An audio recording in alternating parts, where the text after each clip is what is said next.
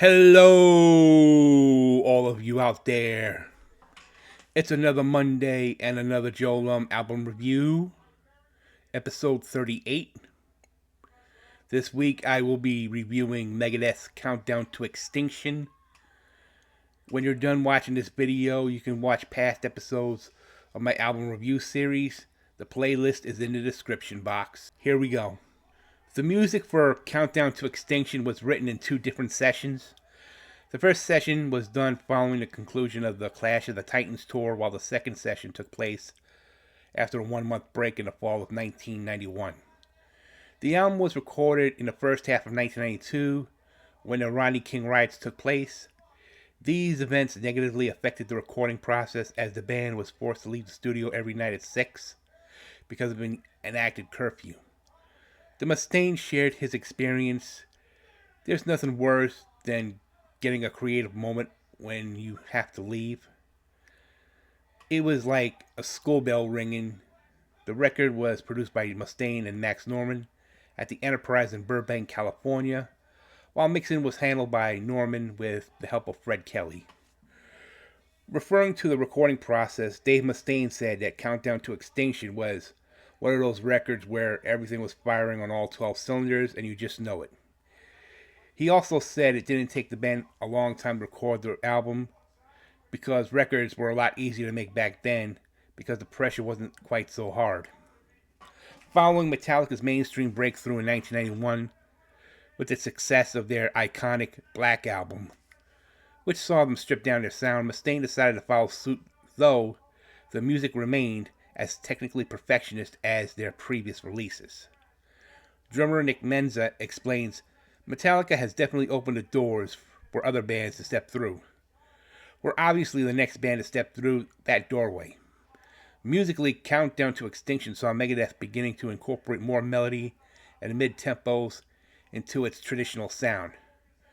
Bassist David Ellison noticed that the band's goal was to create music that had more of a groove to it, capitalizing on the melodic playing style employed by Friedman and further assisted by the input of producer Norman.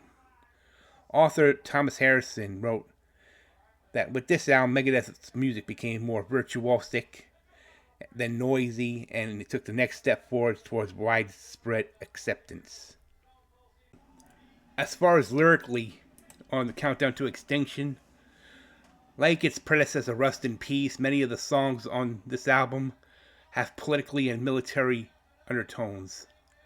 However, the opening track, Skin on My Teeth, was speculated about suicide, a theme which differs from the rest of the record. Symphony of Destruction, with lyrics written by Dave Mustaine, inspired in part by the movie The Manchurian Candidate, details a story about a regular citizen as the head of a puppet regime, as the country is run by a phantom government. The song was noted by critics for its great social and philosophical impact. Architecture of Regression explores the nature of global conflict. Foreclosure of a Dream deals with economic concerns and social inequality. According to music critic Eduardo Rivaldivia, perhaps no other Megadeth song in history deals with as directly and subtly as with these issues. The song sampled then U.S. President George H.W. Bush's infamous Read My Lips speech, making a statement about taxation endangering the American dream. Billboard praised the track along with Symphony of Destruction for being socially conscious and described them as powerful statements. The fifth track, Sweatin' Bullets, shows Mustaine's battle with his inner selves, which is presented throughout a controversial singing style. Sweating Bullets was written during the second recording session and was released as the album's third single. Its lyrical themes deal with paranoia. David Ellison commented that the song's lyrics were psychotically perfect and sounded like the inside of a crazed lunatic's mind.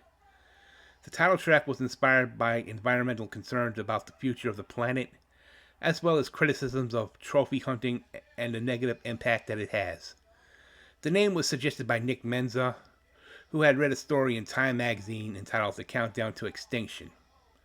High Speed Dirt focuses on skydiving, Captive Honor is a song about prison and abuse that happens there, while Psychotron was written about the Marvel Comics character Deathlock. And the album's closing track, Ashes in Your Mouth, concentrates on the negative aftermath of war. The longest song on the record, it is performed at an intense tempo and features shredding guitar leads. Looking at all the tracks in the track listing area, all the tracks were written by Dave Mustaine, except where noted. Skin of My Teeth clocks in at 314. Symphony of Destruction clocks in at 402. Architecture of Aggression, co-written by Dave Ellefson, clocks in at 334. Another song that Mustaine co-wrote with Ellefson, Foreclosure of a Dream, clocks in at 417. Sweating Bullets, written by Mustaine, initially clocked in at 503, but on a 2004 reissue, it was clocked in at 527. This Was My Life clocks in at 342. Countdown to Extinction, the title track, written by all four members of Megadeth, Mustaine, Ellefson, Friedman, and Menza, clocks in at 416. High Speed Dirt clocks in at 412, 421 on the 2004 reissue, written by Mustaine and Ellefson. Psychotron clocks in at 442. Captive Honor, written by Mustaine, Ellefson, Friedman, and Menza, clocks in at 414. And Ashes in Your Mouth, written by all four members of Megadeth, clocks in at 610. For the Japanese edition bonus tracks, the song Breakpoint was written by David Ellefson, Nick Menza, and Dave Mustaine, clocks in at 328. And the song Go to Hell, originally from the soundtrack Bill and Ted's Bogus Journey, written by Ellefson, Friedman, Menza, and Mustaine, clocks in at 437. Countdown to Extinction, the fifth Megadeth record, was released on July 14, 1992 through Capitol Records and debuted at number 2 on the Billboard 200 with its first week of sales at 128,000 copies. It was prevented from entering the chart at number 1 because of Billy Ray Cyrus's long chart-topping reign with Some Gave All. What an asshole. The album was acknowledged as the band's commercial breakthrough, and according to authors Pete Brown and Harvey P. Newquist, Megadeth reached new heights of popularity and critical acclaim with this particular record. 2 years after its original release, Countdown to Extinction was certified double platinum and became the band's most commercially successful record. Confirming that he had retained their audience in the wake of grunge, the record was nominated for Best Metal Performance at the 1993 Grammy Awards, while the album's title track won the Humane Society's Genesis Award for raising awareness for animal rights issues. The record enjoyed similar chart success outside the US, as it managed to peak within the top 5 on the charts in the UK and New Zealand, and charted for 8 weeks on both of them. It also entered the top 10 on the Japanese and Norwegian charts, while it charted slightly lower in several other countries as well. It was eventually 3 times platinum for the Canadian Music Association for shipping 300,000 copies. Received a silver award for the British phonographic industry for having a shipment of 300,000 copies. The album was also eventually certified gold in Japan and sold 100,000 copies. Asked how does he think that the album has aged, Dave Mustaine responded, "I think it's timely and timeless at the same time. And I think that's one of the most difficult for a musician to do. Very few records in our genre are like that. Musically, it's heavy, and the lyrics are very symbolic." In the liner notes of the album's 20th anniversary edition, music journalist Corey Grow wrote that thanks to a perfect balance of hard rock song structure, epic choruses, and fleet-fingered guitar work, Countdown to Extinction became an instant classic, benefiting from copious MTV and radio play. Artist Direct Editor-in-Chief Rick Florino called the album a seminal release and commented that it changed the game by preserving the band's thrash intensity and impressive technical prowess. while dropping some of the biggest hooks the genre had ever seen. In a retrospective review of the album, Craig Hayes from Pop Matters wrote that Countdown to Extinction's status as a gateway metal album is indisputable, and its popularity speaks volumes about its significance in the metal canon. In 2012, in recognition of the album's 20th anniversary, Megadeth kicked off a 20th anniversary tour in South America, playing the album in its entirety.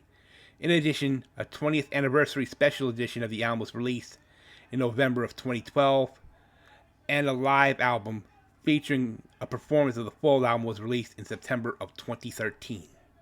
Here is my overall rating for Countdown to Extinction. It's a 90 out of 100. I like the songs Skin of My Teeth, Symphony of Destruction, Foreclosure of a Dream, and Sweating Bullets. Those were the only songs that really stood out from this record. I have not got a chance to listen to all the other songs like Architecture of Progression, or Countdown to Extinction, or Psychotron, or Ashes in Your Mouth. Maybe after I get done reviewing this one, maybe I should give it another listen. You know, it's just too bad that the classic Megadeth lineup with Mustaine, Menza, Ellison, and Friedman will never get back together because, one, the two Daves had a bad falling out a couple of years ago, so they're not on speaking terms. I think Marty's doing all right with his solo career, and Nick Menza had passed away about a couple of years ago. I forget what year it was, so. Anyway, this has been Joe Lum's album review for this Monday. No.